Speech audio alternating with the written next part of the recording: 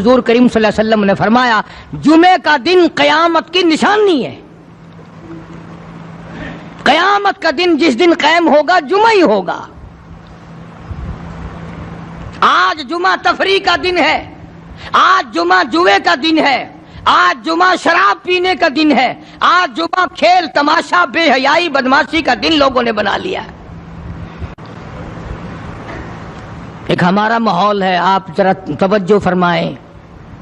جمعے کے دن فلموں میں رش ہے، جمعے کے دن سینما کے ٹکٹ کا رش ہے، جمعے کے دن VCR بہت زیادہ چلتے ہیں، جمعے کے دن ٹیلی ویژن پہ بڑا رش ہوتا ہے، جمعے کے دن بدماشی ہے، جوا ہے، بے حیائی، زیادہ سے زیادہ بے حیائی جمعے کے دن ہوتی ہے. حالانکہ حضور کریم صلی اللہ علیہ وسلم نے فرمایا جمعے کے دن ایک گھڑی ایسی آتی ہے جو مانگو وہی ملتا ہے. جس حال میں کوئی مشغول ہوگا وہی اس کی زندگی کا مستقل ذریعہ بن جائے گا. کون سمجھائے تمہیں؟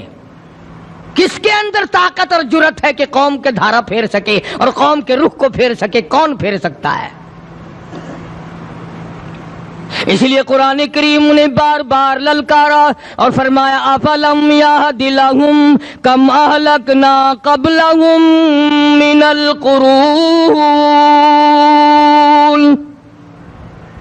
اکڑنے والوں، بدماشی کرنے والوں اور بے غیرت کمینوں، بعد آؤ. جب میرا قہر جوش میں آئے گا پھر ایک دو کو نہیں، پھر بستی کی بستی، ملک کے ملک اجاڑ کے رکھ دوں گا. افلم یہد لہم کم اہلکنا قبلہم من القرون.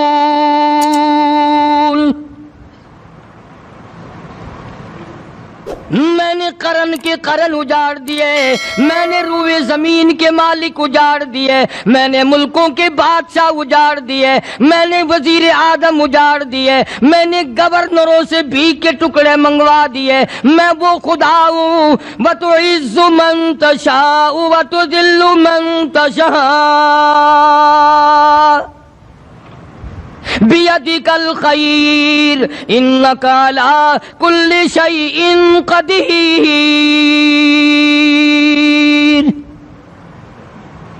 سارا نظام میرے ہاتھ میں ہے. تبارک الذی بیدہ الملک. برکتیں میرے پاس ہیں، رحمتیں میرے پاس ہے، خیر میرے پاس ہے، بھلائی میرے پاس ہے، سلامتی کے خزانے میرے پاس ہیں، امن کے خزانے میرے پاس ہے.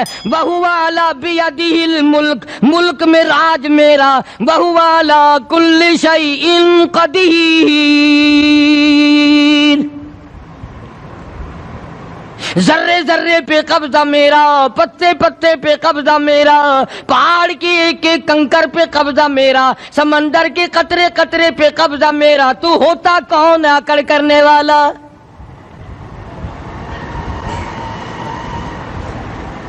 غور نہیں کرتے، سوچتے نہیں ہیں کہ کلام الہی ہمیں کیا بتانا چاہتا ہے.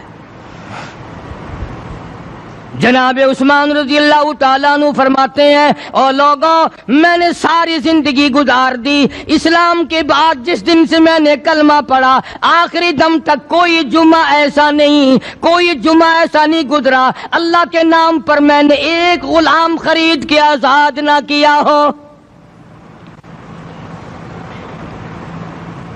پہلے لوگ بھی جمعے کے دن درود پاک کی کثرت کرتے تھے، خیرات کیا کرتے تھے کہ 8 دن کا کفارہ ہو جائے، اللہ تبارک و تعالی راضی ہو جائے. آج کے دن قیامت آئے گی، نہ جانے میرا کیا حال بنے گا، کن لوگوں میں میرا شمار ہوگا. مدنی کریم صلی اللہ تعالی علیہ وسلم کا دربار لگا ہوا ہے، مجلس ہے آقا مدنی صلی اللہ علیہ وسلم کی. وہ کتنے مقدروں والے جوان تھے جو اپنے محبوب صلی اللہ علیہ وسلم کی مجلس میں بیٹھتے تھے. وہ کتنے خوش بخت اور خوش نصیبے والے لوگ تھے جو اپنے آقا کے سامنے بیٹھتے تھے. حضور کریم صلی اللہ علیہ وسلم نے فرمایا مجھے 3 چیزوں سے بڑی محبت ہے، 3 چیزیں بڑی پیاری لگتی ہیں، 3 چیزیں دنیا میں بڑی مرغوب ہیں مجھے. فرمایا ایک نماز میری آنکھوں کی ٹھنڈک ہے. سرکار کی پسندیدہ بات سنو، فرمایا نماز میری آنکھوں کی ٹھنڈک ہے، جو نماز پڑھتا ہے وہ میری آنکھوں کو ٹھنڈا کرتا ہے، جو نماز نہیں پڑھتا کیا مطلب؟ وہ مجھے رنج دیتا ہے۔ اور جامع ترمذی میں ایک حدیث موجود ہے، ارشاد ہے حضور کریم سب کہہ دو صلی اللہ علیہ وسلم کا، فرمایا کہ ہر پیر کے دن، ہر جمعرات کے دن ہر امتی کا نامہ اعمال میرے سامنے پیش کیا جاتا ہے۔ ہر امتی کا اعمال نامہ سرکار کے سامنے کر دیا جاتا ہے، تیرے فلاں امتی کا یہ عمل ہے۔ ذرا مسجد میں بیٹھے ہو، قبلے کی طرف منہ کیے بیٹھے ہو، لوگوں سوچو تو صحیح ہمارے اعمال نامے دیکھ کر آقا کو کتنا رنج ہوتا ہوگا، ہمارے کردار دیکھ کر، ہماری روح سیاہی کو دیکھ کر آقا کو کتنا رنج پہنچتا ہوگا صلی اللہ علیہ وسلم۔ ارے ہم نے حضور کی ذات اقدس کو رنج پہنچایا، پریشانی پہنچائی، تکلیف پہنچائی، پرواہ نہیں کرتے نمازوں کی، نوجوان بھی، بوڑھے بھی، حج کر کے بھی نماز پڑھتے لوگ، اور اب تو ویسے بھی دانا بینا لوگ ہیں۔ تو آپ نے ارشاد فرمایا کہ میری آنکھوں کی ٹھنڈک نماز میں ہے، تین چیزیں مجھے پیاری ہیں پوری دنیا میں، تین چیزیں پسندیدہ ہیں میری۔ سب سے پہلی فرمایا نماز میری آنکھوں کی ٹھنڈک ہے، قرۃ عینی فی الصلاۃ او کما قال النبی صلی اللہ علیہ وسلم، فرمایا جس آدمی، جس امتی کا یہ دل کرے کہ میں نبی کی آنکھ ٹھنڈی ہو، اسے چاہیے کہ نماز پابندی سے پڑھے۔ دوسرا فرمایا وفادار عورت مجھے بڑی پسند ہے، حضور کریم صلی اللہ علیہ وسلم نے فرمایا وفادار عورت، ہائے ہائے ہماری ماؤں سے زیادہ وفادار کون ہوں گی؟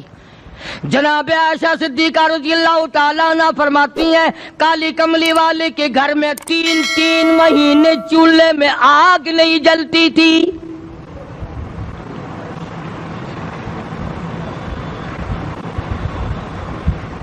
دوسروں کے واسطے ہے سیم و زر و گوہر، اور اپنا یہ حال ہے کہ چولہا ہے بجھا ہوا۔ جناب عائشہ صدیقہ رضی اللہ تعالیٰ عنہ فرماتی ہیں ہمیں 24 گھنٹے میں ایک پانی کا پیالہ اور ایک کھجور کا دانہ ملا کرتا تھا۔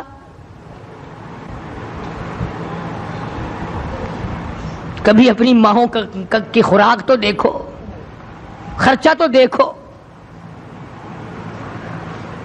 اور اگلی بات سنو تو حیران ہو جاؤ۔ جناب عائشہ صدیقہ رضی اللہ تعالیٰ عنہ فرماتی ہیں اس پیالے اور کھجور کی قدر بھی تب ہوئی جب وہ بھی نہ ملی۔ پیسوں کو برباد کرنے والوں، بے قدری کرنے والوں، ذرا سوچو تو صحیح کہ کیا گھر ہے محمد عربی سب کہہ دو صلی اللہ علیہ وسلم کا۔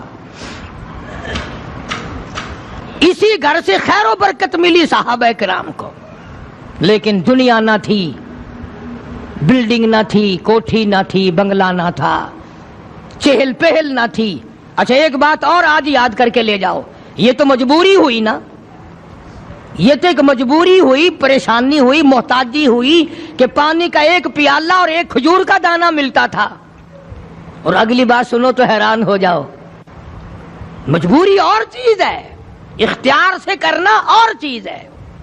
جناب فاروق اعظم رضی اللہ تعالیٰ عنہ کی حکومت ہے، عائشہ صدیقہ رضی اللہ تعالیٰ عنہ کا سال کا خرچہ 12,000 روپیہ بوری میں بھر کر حضرت عمر نے حضرت عائشہ کے گھر پہنچا دیا، لو تمہارا یہ سال کا خرچہ آ گیا۔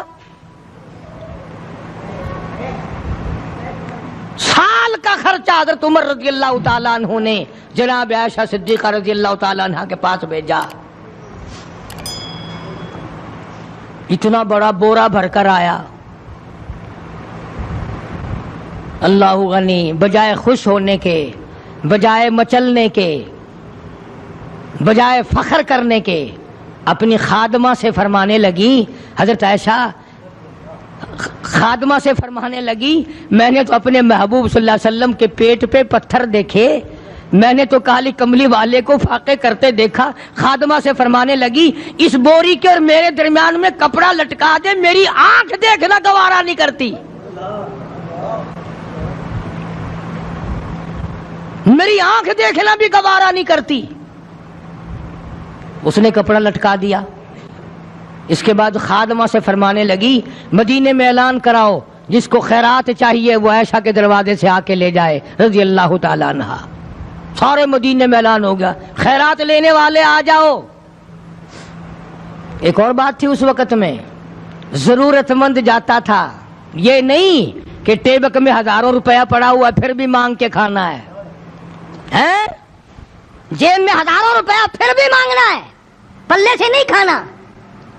کہ جتنے بھیک مانگے ہیں نا بھیک مانگنے والے, 1 کروڑ روپیہ دے دو انشاءاللہ شام کو پھر بھی مانگے گا. اس کے مقدر میں بھیک مانگنا ہے. اسے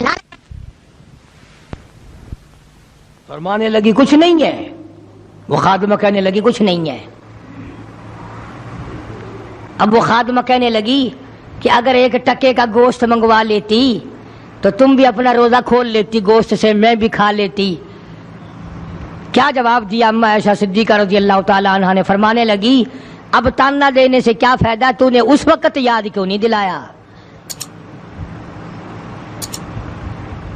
اس لیے میں نے یہ واقعہ سنا دیا کہ پہلی بار سن کر کے تو آپ لوگوں کے دل میں بھی یہ بات آئی ہے نا کہ جی مجبوری ہے, چوری تو وہ کرنے سے رہی بیچاری.